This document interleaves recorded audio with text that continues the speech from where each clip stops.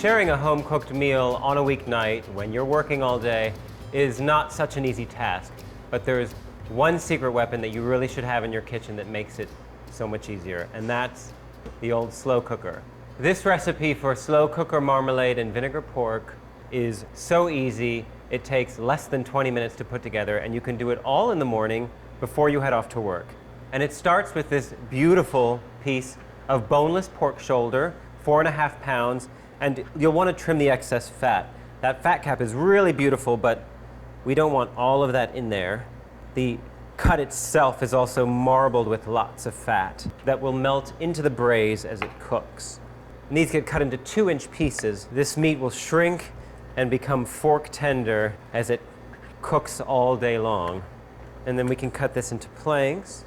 That's probably about 2 inches right there, down the middle. This would also work beautifully with a cut of beef. Okay, now into 2-inch pieces. And as you're working, you can chuck it right into the slow cooker.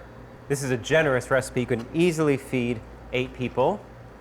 While most of your work here is already done, before we add the rest of the ingredients, we just need to season the pork generously with salt and pepper. Makes for less mess, easier cleanup, and lots of freshly ground black pepper.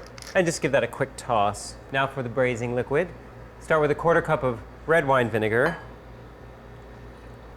4 cloves of garlic that have been peeled and smashed with the side of a knife, 1/2 teaspoon of red pepper flakes. Really is necessary to balance the sweetness of the marmalade.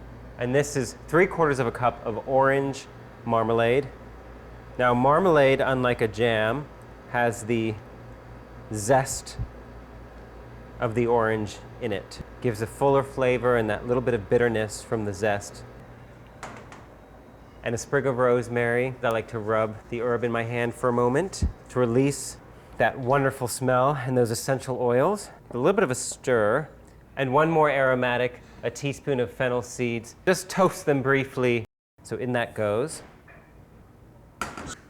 Give that a good stir to combine, and that pours right on over the pork.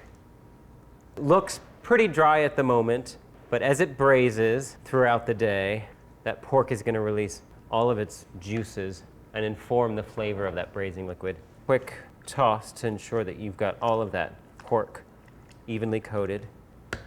Pop on the lid, turn on to low, and if you have one that you can time, set your timer for 8 hours, and you're ready to grab your keys and head out the door.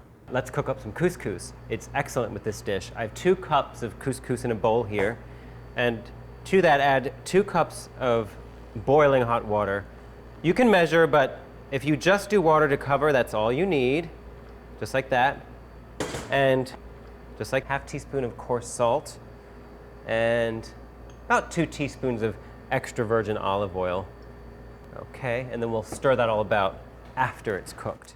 You don't even have to boil couscous.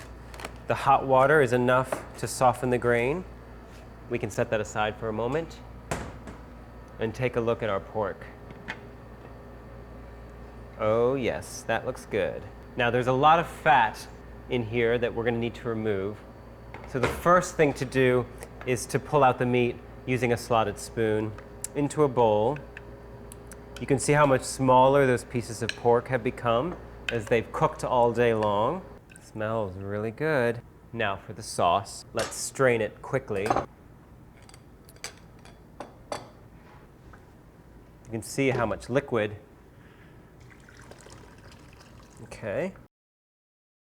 I think that's all of our braising liquid there. And now to defat it, you can just take a spoon. If you have a defatter, they look kind of like a wet measure cup. Those are excellent as well, but this does the job. Okay, I think that's most of it. I like to leave a little bit of fat behind for flavor. That looks good. Now let's check in on our couscous. Yeah, this is ready to fluff. That was what, maybe 5 minutes, not even. Give it a good stir with a fork. Okay. And into this goes some watercress. It's nice, peppery, crunchy green. We want to put about half of this bunch, I think, into the couscous. You'll want about half a cup of chopped watercress to stir into your couscous, and the rest we'll stir in whole sprigs.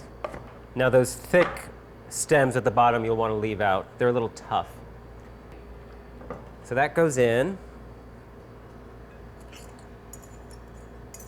Let me show you how to serve this.